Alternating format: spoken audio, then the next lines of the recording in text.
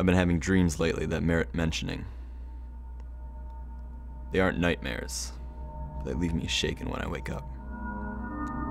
They're missing that abrupt terror of nightmares as well. No, these are something else.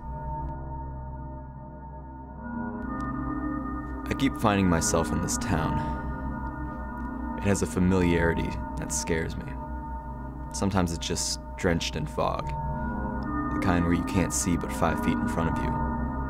Sometimes I'm there during the day, sometimes at night. I'm moving, but something about it feels off. It's like being a passenger in a car, but not quite. I'm disconnected. I'm moving around freely from my body. I'm exploring this town, and I always get lost, no matter how often I'm there. The town that my mind constructs does not have a way out. It's a labyrinth of dead ends and fog, and this oppressing sense of dread that begins to wrap itself around me. I have trouble breathing now and then. I feel so choked by it.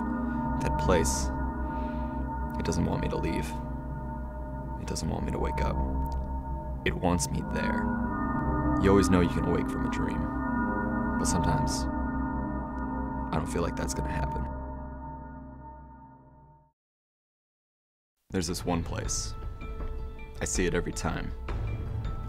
It's the only place in the town I see that I want to get closer to. It's a small bit of land that's jutting out into the water, with tall trees, and enough room to have picnics on. There's even a wooden bench near the cliffs to look off into the fog for hours. I want to be there. A compulsion begins to build in me, far back in my mind. I can never touch that land, though. There's a fence in front of me, barbed wired, sharp. Then the haunting feel returns, that dread, and I'm torn. I want to wake up, but I also want to reach the other side of the fence. I panic. In my bed, I begin to sweat. I'm drenching the covers as I try to race away from the fear, find a way out. I don't know how I wake up, but I always manage to, just barely. When I open my eyes, though, I don't jump out of bed. I just lay there. I wonder why I keep returning. I wonder if I'll ever find myself on the other side of the fence, and what that'll mean.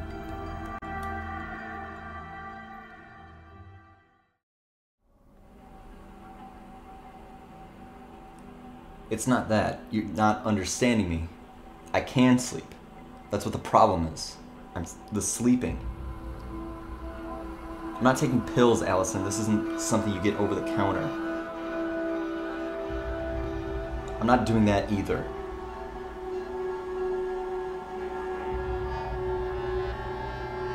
No. It's the same place.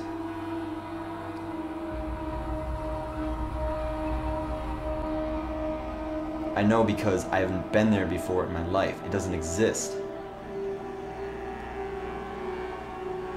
Yeah. How's Mom and Dad? I'm not changing the subject. I'm just asking, okay?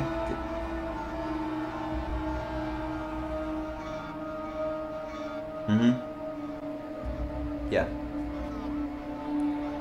Just tell him I said hello, please. That's it. Yeah, I'm fine. I'll talk to you later, alright? I will. I love you too. Bye.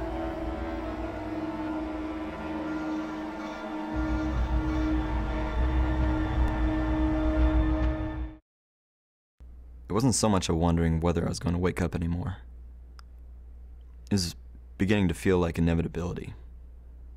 Sooner or later, I wouldn't find myself under 500 thread count sheets, but rather gliding through darkness, through fog.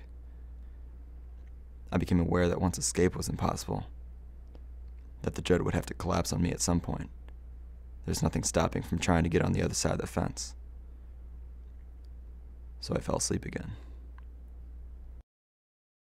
Then, I was off. I was upon a part of town I had yet to see. I was stepping on concrete. I was stepping on concrete. I was making physical contact in a dream. Still, no dread or fear. There was no fog, just the dark night overhead. There were identical houses all about me, with outside lights to calm me. I walked possessed, my mind trapped in a body it could not control. Such a realization might create fright in some, but I trusted this body. I walked this neighborhood until it led me to one house in particular. The same sights all over, but with a difference. I felt connected. I could feel myself breathing in that air. It filled my lungs to capacity until I pushed it out, over and over. I was in the town. The dread wasn't there. At least, not yet. I hadn't realized it. But in a way, I was on the other side of the fence now. And I thought to myself, maybe this wasn't the first time.